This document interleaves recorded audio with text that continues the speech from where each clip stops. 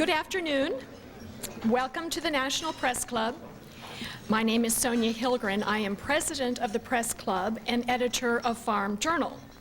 I'd like to welcome club members in the audience today, as well as those of you watching on C-SPAN, listening on National Public Radio, or the Global Internet Computer Network. Before introducing our head table, I would like to remind our members of upcoming speakers. Tomorrow, Tuesday, June 4th, Secretary of Commerce Mickey Cantor will address a press club luncheon. On Thursday, June 6th, the new president of Planned Parenthood, Gloria Felt, will present a speech entitled Sex and Sensibilities. And on Friday, June 7th, Jim Barksdale, the president of Netscape, will talk about future of the Internet.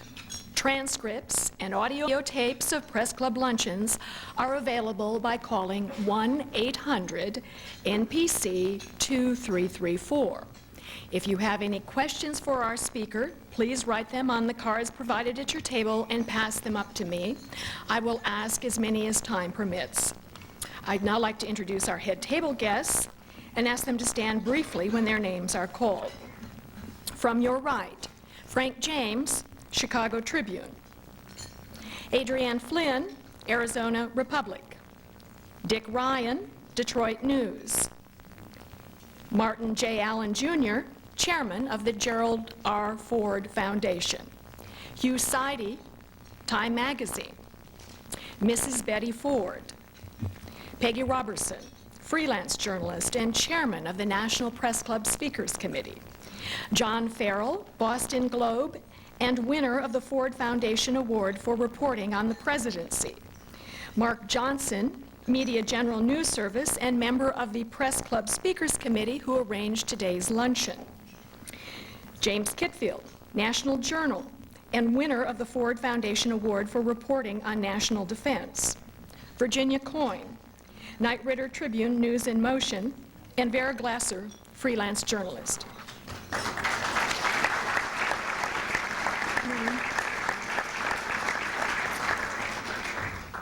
I'd also like to note that 3 of President and Mrs. Ford's children are in the audience today. Son Michael, Associate Dean of Students at Wake Forest University. Son Jack, Operating Head of the GOP Convention. And daughter Susan Bales of Tulsa.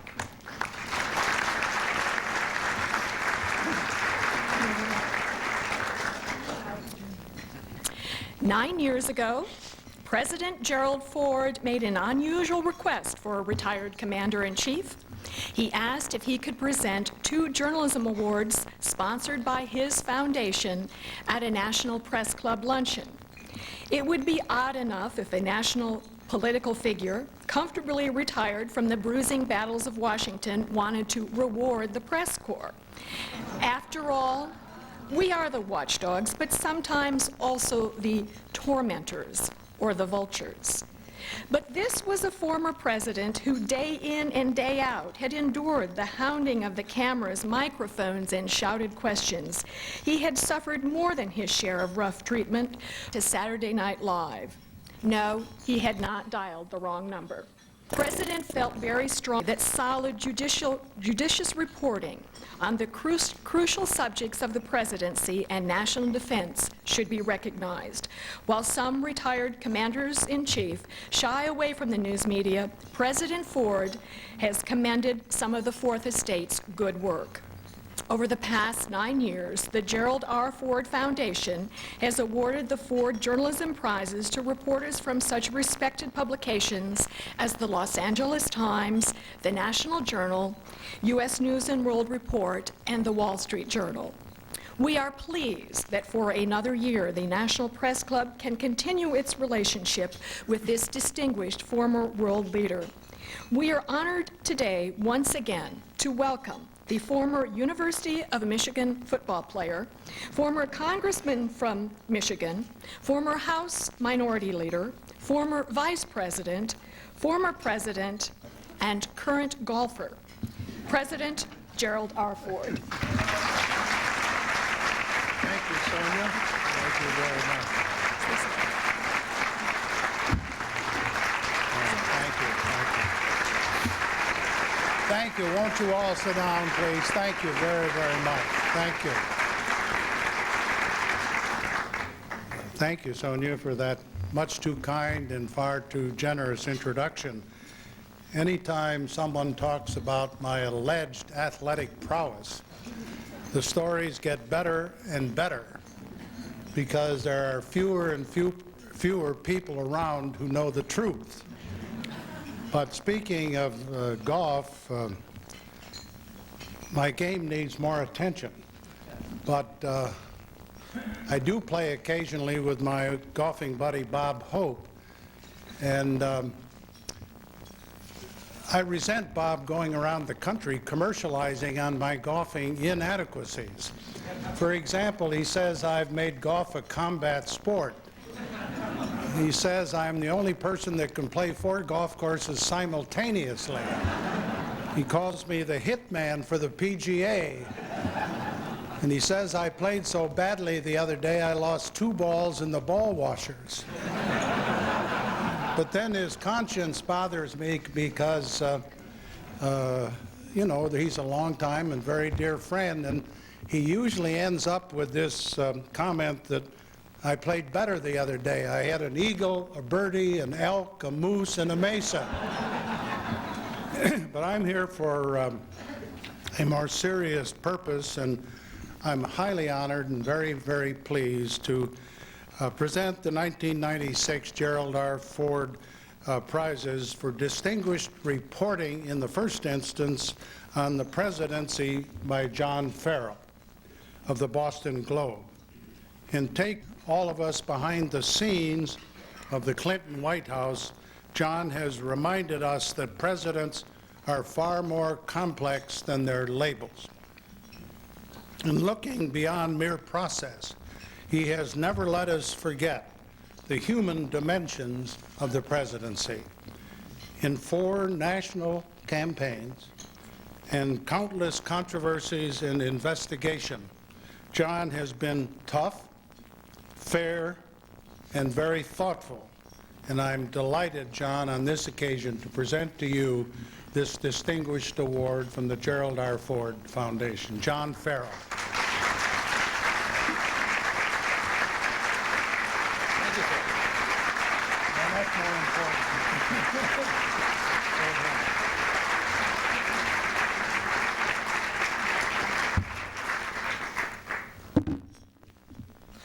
Thank you very much, Mr. President.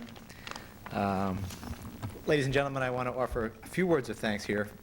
First to my family, to my dad, my wife Dee, my kids Caitlin, who is starring as the Wicked Witch of the West in the Wizard of Oz this week. Took a break from rehearsals to be here. My son John, who wanted me to tell you that he did 51 push-ups at the Cub Scout picnic on Sunday. Anyone who's worked at or covered the White House knows the price that they paid over the last 3 years. I'd also like to thank Matt Storin, the editor of the paper, and David Shribman, Mary Leonard, and my colleagues at the Globe for the support they gave me during this adventure.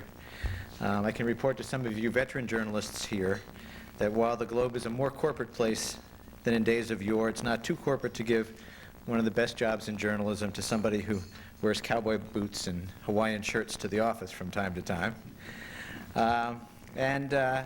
Some of you know I'm writing a biography of the late House Speaker Tip O'Neill.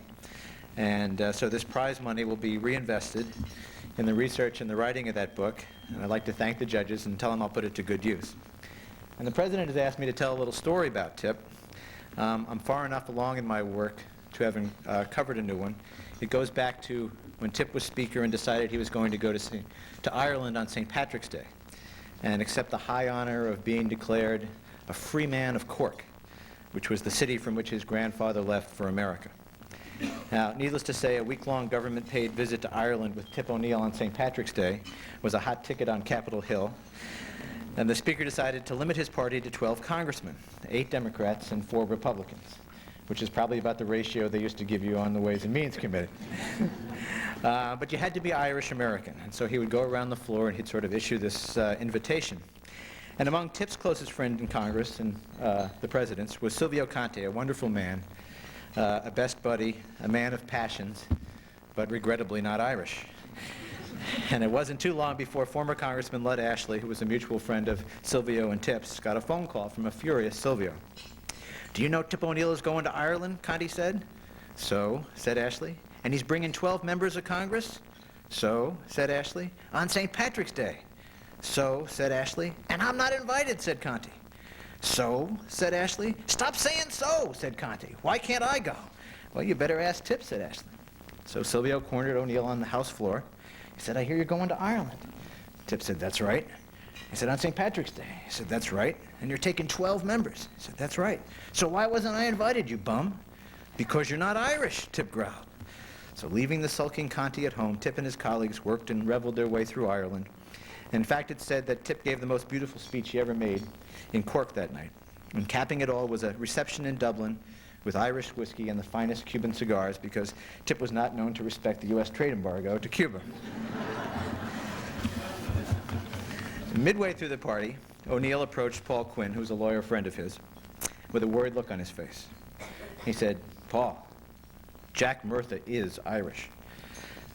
"Sure," said Quinn. Tip nodded and walked away. He was back 15 minutes later, looking slightly more perplexed. "You're sure that Murtha is Irish?" Quinn said. "Well, Tip, now that you mention it, I've always just assumed it. He's red hair, he's a burly guy, looks sort of Irish." Swearing now, O'Neill left Quinn and started walking around the room, polling all the Americans there. And when the night was over and all the other congressmen were seated in the minibus that the embassy was using to shuttle them around Dublin, Tip O'Neill got on, commanding the front of the bus. "Murtha," he growled, as the burly Murtha, an ex-Marine and combat veteran, sort of sank in his seat. "You aren't Irish," Tip said, "you're Polish."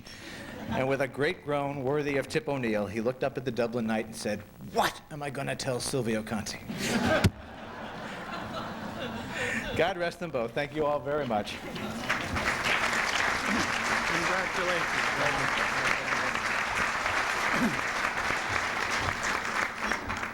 And now I would like to recognize our second award recipient for his excellent coverage of the national defense issues and the first two-time winner of this prize covering the military. The work of James Kitfield of National Journal and Government Executive magazines bested no fewer than 21 other contestants.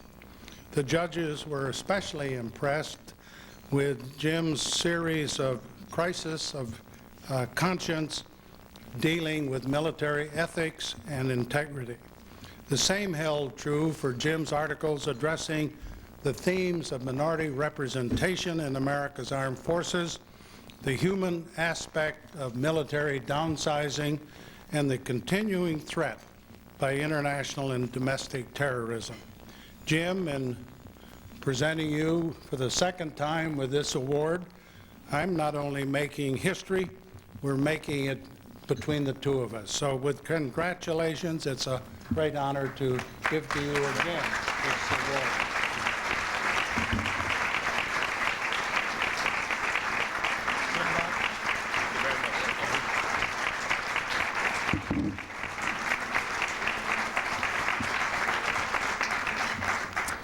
When it was announced to me that I'd won the Ford Award this year, a friend and fellow journalist from one of the major news weeklies stopped me to offer his congratulations. Being both a journalist and a fellow competitor for this award, however, you couldn't help but add good-natured grumbling. "Here I have to scratch and fight to get 5 paragraphs in my magazine every week," he said, "and you routinely write 5,000-word thumbsuckers that fell a farce but caused the policy wonks to swoon." And I thought about that for a minute, and I said, "Yeah, that's right." But relatively small magazines like National Journal and Government Executive, whose mission it is to supply in-depth coverage of issues in politics and government for an already well-informed audience, I think are certainly not the most widely read publications in this town. They don't have big foreign bureaus or huge travel budgets. But journalists generally require but 3 forms of sustenance, I believe, for their proper care and feeding. They need time to thoroughly investigate a story. They need space and the understanding of an often indulgent editor in order to properly tell that story. And in that respect, my 2 magazines, National Journal and Government Executive, against any publications in town. And as I take this check to the bank, I want to thank President Ford for understanding the third thing, that journalists, their care and sustenance. In nominating me for this award, the judging panel singled out in particular my story, Crisis of Conscience, which I published in October of 1995. And in the article, I tried to illuminate the root causes of a number of scandals, a nearly unbroken stream of scandals that were bedeviling the military, stretching back to the Tailhook Convention. And after fairly exhaustive research and more than a score of interviews, I wrote that, quote, what emerges is an institution whose bedrock principles are increasingly shaken by pressures from both within and without. Those pressures are not hard for us to discern today. The all-volunteer military is in the midst of its largest drawdown since its inception. Many good service members are being asked to leave the profession they thought to make a career. Many of those who are fear for their jobs. And at the same time, the pace of their deployments in contingency operations increased by 500% just since the end of the Cold War. There are social evolutions that are also affecting the services, including greater integration of minorities in the upper ranks of the officer corps, tolerance for homosexuals, and the continued women into non-traditional jobs. And there's a moral relativism at play in the land which is at odds with traditional military values of duty, honor, and self-sacrifice. As I wrote at the time, the military often finds that its rigid moral code is at odds not only with society at large, but with the unique demands of a profession that stands at the crossroads of big business, high-stakes politics, advanced technology, and the life and death struggles of the modern battlefield. As we all know, tragically, Chief of Naval Operations Admiral Michael Borda succumbed to those pressures recently, and few people in Washington can turn deaf ears to the echo of recrimination from the gunshot of his life. As for myself and my colleagues in the defense beat, I know that we certainly have indulged in a lot of probably overdue self-examination on that issue. Some have cried foul at Newsweek's very investigation of Borda's medals, while the tenor of those inquiries perhaps did smack a bit of gotcha journalism. It's true that the militant reverence for medals and emphasis on unimpeachable honor sets the standards by which those in uniform ask us to judge them. The good reporter's responsibility, I think, is to provide the all-important context to that, to sketch in the shades of gray behind seemingly black and white events in an effort to reveal complex truths. The complex truth that I think that almost to a reporter, every defense reporter in Washington would say is that Mike Borda was one of the good guys. I believe the media's true culpability lies more in what we don't report. We rarely see it as our job to ask what's right with our military. But the answer is there's plenty right with our military today. Despite all pressures, the military has performed exemplary service as a matter of routine in places such as Somalia, Haiti, Cuba, Korea, the Taiwan Straits, Africa, Iraq, and of course Bosnia. The story I think we need to find more time to tell is that despite all its problems, America still has the best military in the world.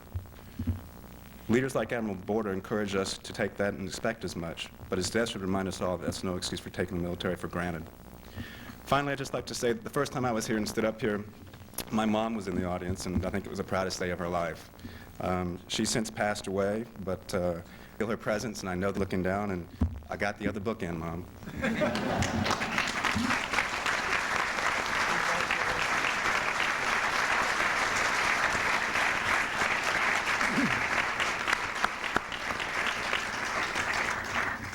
It's been a pleasure to honor the two honorees. I would also like to thank the committees, the two committees that had the responsibility and the duty to look at all the submissions that were made. And we're very, very grateful to each and every one of you, and thank you for doing a first-class job. Some of you may have seen the story last week in the Washington Post concerning the man in England who recently discovered a page of George Washington's original inaugural address, a speech that Washington finally decided against delivering because it was too long. Don't get the wrong impression. While I may have been around this town for a good many years, I assure you, I didn't actually hear Washington's inaugural address. But I have every intention today of emulating President Washington's reference to short speeches. 200 years ago, the United States was an infant republic with fewer inhabitants than the modern city of Los Angeles, California. Washington at that time employed more people in Mount Vernon than he did in the entire executive branch of the government. The federal budget was about $2 million a year. The United States Army consisted of 600 military personnel. Yet Washington and his contemporaries had an advantage that we lack today. They also, I must say, were concerned with appearances. Yet their chief concern was not how things would play in the evening news, but rather how they would look to posterity. Modern Americans don't think much about posterity. Sometimes it seems as if we live our lives permanently on what I call fast forward. As a result, we have very little opportunity to stand back to reflect on what, if anything, it all means. Modern Americans have more access to more information than ever before. So why do we feel so isolated from one another? Here the press, in my judgment, can help us immeasurably, if only because no other institution in our society is better equipped to help us frame a common culture. When Martin Luther King marched on Washington, when John F. Kennedy made his final trip to Arlington, when the Challenger astronauts embarked on that fatal mission, and the troops of Desert Storm waged their successful campaign of liberation, when a wall fell in Berlin and a bomb in Oklahoma City broke America's heart. These are moments of national unity, national sorrow, and national resolve that will not be forgotten by those who were around. But they are increasingly rare in a nation that sometimes feels as if its inhabitants are hardly speaking terms with one another. Of all the problems that this country faces on the eve of the 21st century, I believe there is nothing more important than rebuilding the frayed bonds of the American community, or restoring the old, inspiring belief that each one of us is part of something larger and finer than himself or herself. My generation forged a sense of unity amidst the hardship of the Great Depression and the heroism demanded by World War II. We found purpose in a world of constant struggle. For 40 years, we lived poised on the narrow window ledge of nuclear destruction. Historians called it Cold War, but it was the statesmen and the soldiers who felt the heat. Throughout those dangerous years, Americans never shifted the responsibility of leadership, nor did we ever forget the obligations imposed upon us by history.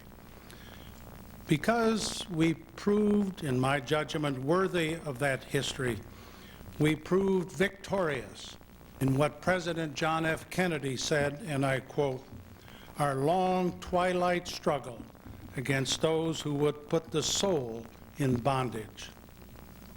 35 years after J.K. issued that triumphant call to sacrifice, the sun has set on the communist system. But anyone naive enough to believe that tomorrow won't bring fresh challenges, new dangers, and potentially lethal adversaries, can anyone dismiss the lessons of the past in anticipating the future? Like a legacy entrusted by one generation to the next, that past belongs to every American. It's not the exclusive property of the professional historian, nor is it the plaything of the Hollywood screenwriters. Back in the 1940s, the critic Edmund Wilson said, after reading Carl Sandburg's monumental biography of Abraham Lincoln, that Sandburg was the worst thing to happen to Abraham Lincoln since John Wilkes Booth. Lincoln never met Oliver Stone.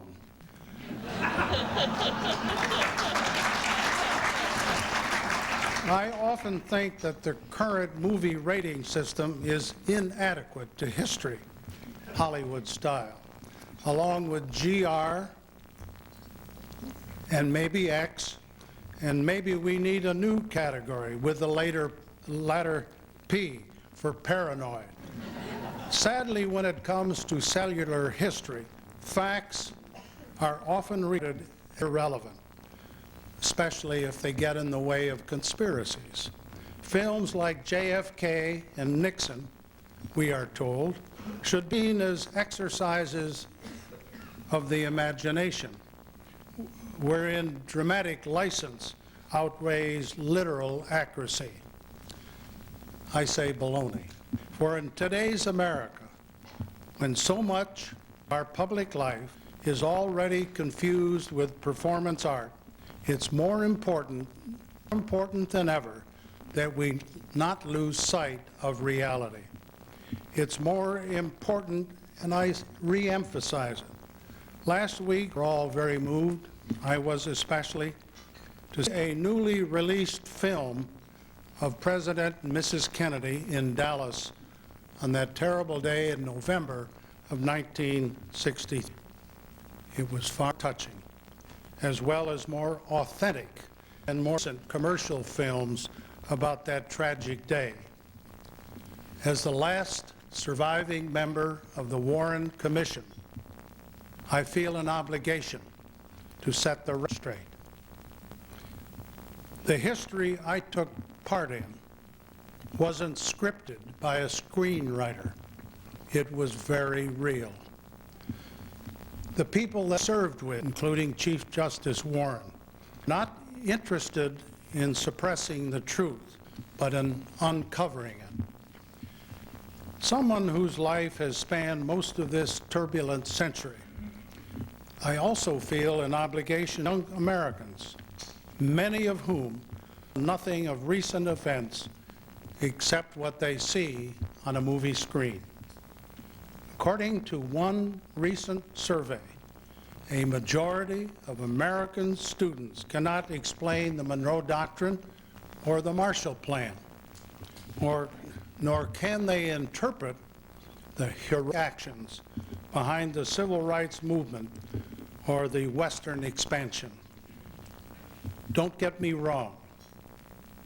I'm not urging censorship nor mindless celebration. I just happen to believe that our schools should teach the glories as well as the shortcomings of American history. Perhaps the crowning glory is the right of Oliver Stone to distort that history to make a profit or make a political statement. And it's my right as an American citizen to call him to task for his distortions. As journalists, each and every one of you bring us at least the first draft of history. But while you may be part of the mass media, you are not a part of mass entertainment. The difference, as every good journalist knows. Certainly the two reporters, John and Jim, we recognize today, totally understand the importance of the context of any story, the history, if you will, behind those headlines. Thank you very much, and I'll be glad to respond to any questions.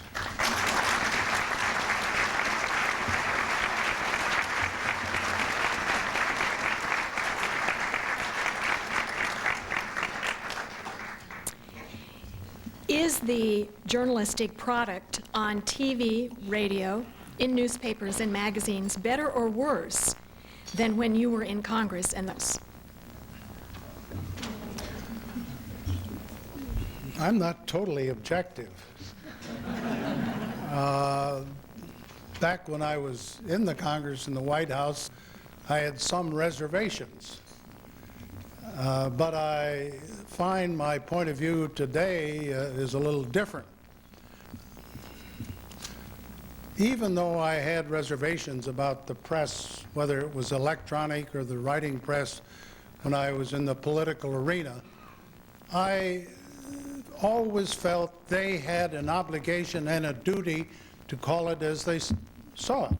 And whether I liked the headline or the context of the story, I admired them for their forthrightness and the quality of their journalism. I'm a little concerned today. It seems there's more competition between individual journalists, individual newspapers, the writing press against the electronic press, and there tends to be more of an emphasis on sensationalism than there used to be. And I think that's regrettable, and yet I have no answer as to how you can curtail it or limit it or improve it. What do you think about a recent poll that indicated that more than 80% of journalists voted for Bill Clinton, and about, I think, 7% voted for George Bush in 1992? It doesn't surprise me.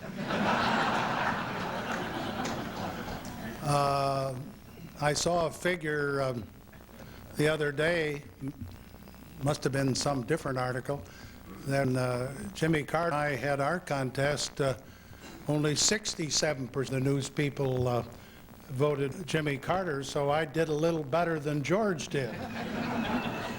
No, I think there has been a tradition, as long as I've been in politics, that majority, one figure or another of the press, have been sympathetic to the Democrats, and I don't know whether it will change, but in most cases, I don't say in all, even though they voted for a Democrat rather than a Republican, I think in most cases their writings or their comments were objective, and that's what good journalism's all about.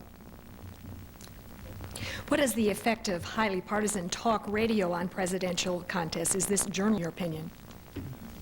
To be honest with you, I don't listen to it very much, so I'm not a good critic to pass judgment except what I hear secondarily.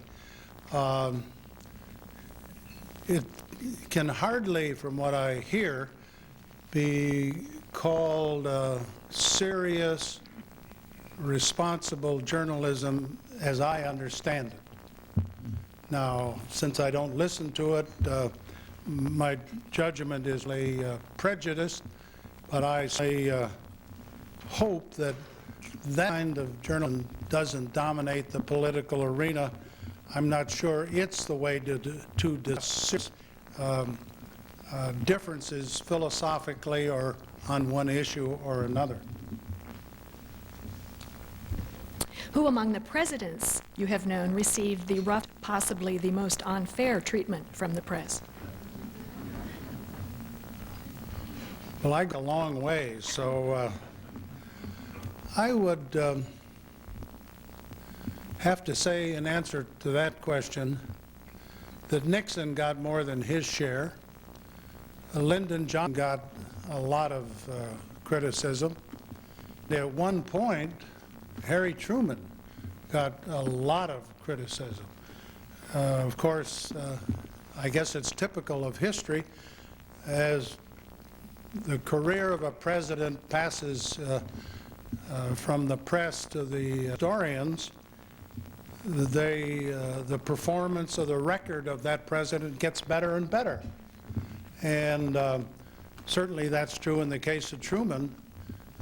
He was the first president under whom I served, and there were times when Harry Truman really was severely criticized, whether it was his actions in standing up to the North Koreans in June of 1951, or whether it was his decision to use the nuclear weapon, or whether it was this decision to proceed with the hydrogen jump bomb.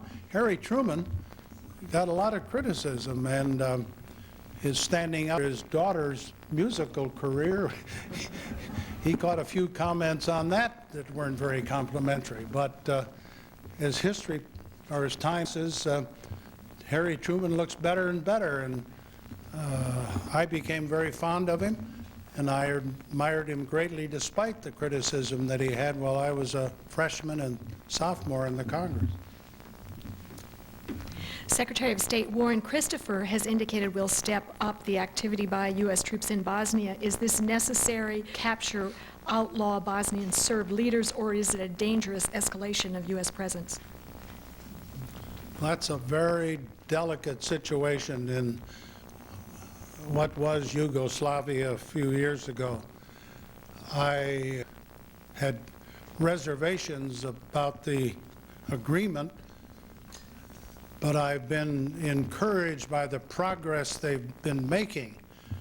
But I am disturbed by the comments that I read and hear as to the prospects for a true and bona fide election. And of course, I'm concerned about the commitment of the United States to withdraw our military forces by December 31st. I hope we're successful in getting the two leaders to be brought to trial so that we can find out whether or not they are responsible for some of the horrible tragedies that took place in the last several years. If they are not brought to trial, it appears that that settlement could unravel a serious circumstance for U.S. military personnel. With the election of Benjamin Netanyahu as Israeli prime minister, is the peace process in real jeopardy? And if you were in the White House, how would you react to his election? Well, I knew Prime Minister Bean very well. He was the Israeli ambassador when I was in the Congress. I got to know him at that time, and of course he had his first term as prime minister when I was in the White House, and we worked with him very carefully in achieving the Sinai II agreement. Tremendous leader in the Israeli government. His assassination was a terrible tragedy to the peace process. I applauded what Arafat and Perez had been doing and moving forward, and I frankly was hopeful that Perez would be successful in this election. When you look back at what the new prime minister has said during the campaign, you can't help but be apprehensive as to whether the peace process is going to continue. I hope events of the last 24 hours are going to be encouraging, because I firmly believe any roadblocking of the peace process will not be helpful to growing peace opportunities in the Middle East, and will not be helpful in trying to resolve the serious differences between the Arabs and the Israelis. So I think we ought to encourage the new prime minister to be more flexible than his comments prior to the election of last week. Do you agree with the assessment that the collapse of North Korea is not an if question, but a when question? What do you think the best way for journalists, what do you think is the best way for journalists to cover this situation? I firmly believe that North Korea, under Kim Jong-il, will collapse. The sooner the better. His father was a dictator for 40-some years, Kim Il-sung. The son is no better, probably worse than the father. Conditions in North Korea are unbelievably bad. Their economy is in serious trouble. They're having a very, very serious famine possibility. They unfortunately have an army of about 1 million forces. They unfortunately may have, I say may have, a nuclear capability with a missile ability. So North Korea is in dire straits, and when you have a country as badly off as that with a military capability, there's always the possibility that some ill-guided leader might, for example, repeat what Kim Il-sung did in June of 1941, invade South Korea. That would be a disaster from their point of view and a disaster for the whole Korean peninsula. I hope we can insist on the total obedience of the North Koreans to the nuclear agreement that was signed about a year and a half ago. I hope that whatever we do to alleviate their famine will be beneficial. I was pleased to see that when President Clinton went to Japan about a month ago, he proposed that South Koreans and North Koreans, the Japanese and ourselves get together to try and come up with some answers to expedite the agreement to bring about unification of Korea. It's a very delicate situation, and we have to keep the pressure on, help where we can, in order to avoid a repeat of the war of the 1950s when over 50,000 Americans lost their lives. Do you see any similarities between Whitewater and Watergate? I don't think they're identical by any means. On the other hand, politically, based on the jury decision last week, Whitewater is not go away in the political arena. It'll be on the political agenda, and as I understand it, there are at least 2 additional trials coming up that will continue to highlight the political situation in Arkansas and the potential or possible relationship to the Clintons.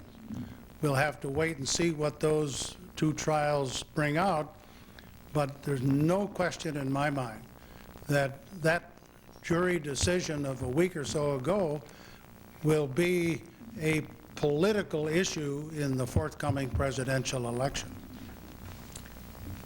Do you feel a sitting president is on active military duty? And what's your take on the personal character issue in the presidential race? Well, I will not make any comment about personal attributes or characteristics of a sitting or even a former president. That's for the public to judge with the help of the news media as they report on what the facts have been or what the circumstances may be. But I was proud of the fact that I served 4 years in the United States military in World War II, and I can say from personal experience that that 4 years was a help and a benefit to me when I served in the White House. On a less serious note, can you rate President Clinton's golf game? Does he take too many mulligans? Well, I've played golf 3 times with President Clinton. He's got a good golf swing. He really takes it seriously. He's a good part-time golfer, and sometime down the road he'll have more time to work on it.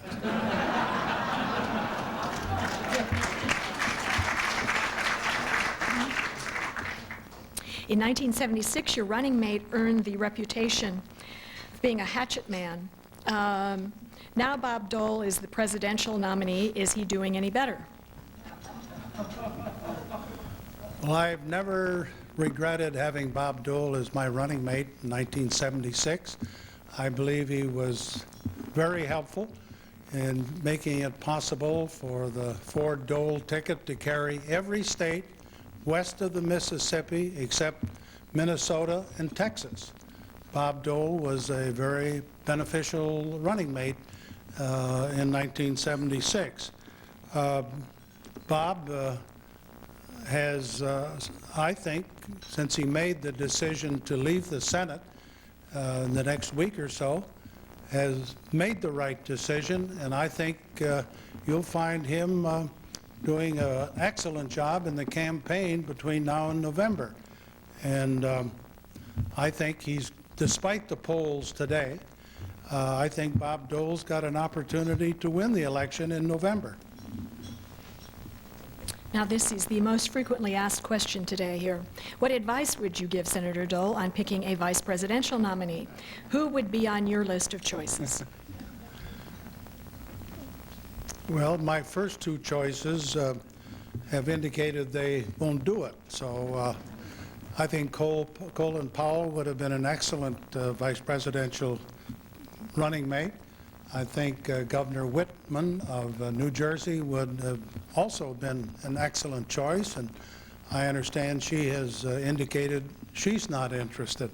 So you go from there to the 3 or 4 excellent Republican governors in the Middle West, Engler of Michigan, Voinovich of Ohio, Thompson of Wisconsin, and you can go out to the West Coast, Pete Wilson. I think any one of those 4 would be excellent running mates. And Senator McCain of Arizona, in my opinion, based on his military record, is an excellent job as a United States Senator, would also be a good potential running mate. What does Bob Dole need to do to close the gap with President Clinton? And is 72 too old to be president? I don't think age should be a deterrent to Bob Dole's winning the presidency. You know, as you grow older and have the kind of experiences that Bob Dole had, as I said a moment ago, I think service in the military is helpful in being a good president. I happen to think that service in the Congress, whether it's the Senate or the House, is an added asset to being a president, and Bob Dole has both of those qualities or experiences. I know Bob Dole very, very well. I picked him for several reasons as my running. One, I could completely trust him as a person of high moral standards, as well as an excellent member of the United States Senate. So he turned out to be a good running mate in '76, and I'm sure he, today, 20 years later, will be an excellent candidate for the presidency, and if he wins, will be a very good president. Did the Republican majority in Congress try to do too much too fast? Why are they not viewed more positively? I complimented the Republicans, the group particularly in the House who brought about a Republican speaker for the first time in 40-plus years. Their dedication to the Contract for America was, I think, essential. I had reservations about several of their provisions or their contract. Don't happen to agree with term limits. It'd be a little hypocritical after winning 13 elections to now say that I happen to believe in term limits. And I had some reservations about trying to push through a balanced budget amendment. I'd rather do it by the legislative process. But they probably tried to move a little too fast, and the net result is they made some enemies politically, and the press gave them a hard time. But if they're successful in 1996 and continue, I think they will do a good job in the next Congress. What should Pat Buchanan do to help the GOP? Excuse me, I didn't hear. What should Pat Buchanan do to help the GOP? Well, I hope Pat Buchanan will support the ticket totally. Whether or not the platform agrees with his views or not. I, of course, had many reservations about Pat, who wanted to take us out of NAFTA, who wanted to get us out of the World Trade Organization, who wanted to put excess tariffs on Japanese goods and Chinese goods. Those views were contrary to all the political views I had while I was in Congress or the White House. On the other hand, Pat has some very good, dedicated views about how to keep America strong militarily. And we've got to find enough room under the Republican umbrella so that people like Pat Buchanan on the one hand and myself on the other can work for the basic Republican philosophy. I've been to, well, this year when Betty and I go to the convention, it'll be my 13th. And I don't want to be ridden out of the party by somebody who's a relatively Johnny-come-lately. So I expect to be there, and I want to work with those who don't agree with me, but I think we all can live under the Republican umbrella as I see it, and I hope Pat can be one of us, and I'd like to be one with him. How should Republicans deal in their platform with competing pro-life and pro-choice elements of the party? Well, there's no question that Betty and I are strongly pro-choice, and we hope that there can be some modification in the language in the existing Republican platform. We will do whatever we can. I'm not a delegate, nor is Betty, but we'll be there. And I guess it's fair to say you've written the several governors, Betty, that have indicated they want to change that provision in the platform, and her support of them I endorse. So we'll do what we can to make any changes that, in our judgment, will moderate that particular provision in the platform. Betty has some business in town this week in her efforts against substance abuse. Can you bring us up to date on her work? Well, as you know, Betty is the chairman of the Betty Ford Center for Alcoholism and Chemical Dependency, has taken a very active role in trying to broaden treatment for addictions, of whether it's alcoholism or drugs. And she's a member of the Board of Trustees of CASA.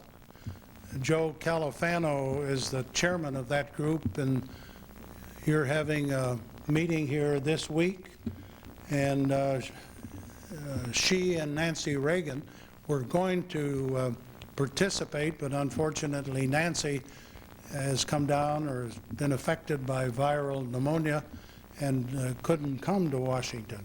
So Betty will be here doing her best to try and convince the Congress that in whatever health bill they enact, that there be provisions and funding for alcoholism and chemical dependency. If you want to get a better answer, ask her to. Senator John Warner, who you knew as Secretary of the Navy, is being challenged by another Republican for his party's nomination. If you lived in Virginia, how would you vote next week in the primary? Well, we lived in Virginia a long time, but we always voted in Michigan. John Warner is a friend of mine. I think he's been a good United States Senator, and if I were privileged to vote in Virginia, I would support him. You have spoken here so many times, I suspect you have some of our trinkets and our certificates of appreciation, but once again, I want to thank you and present this to you, as well as a National Press Club mug. And I would like to ask you, as a former resident of the White House, how do you feel about the closing of Pennsylvania Avenue in front of the White House? Well, I was a little late getting here today.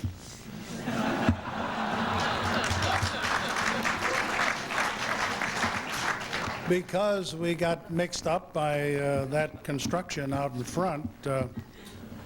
seems to me there ought to be a better solution than just closing that area. I don't know how many years there was no real tragedy as a result of that street being open. So I would hope that some better access could be found and that a better traffic solution would develop.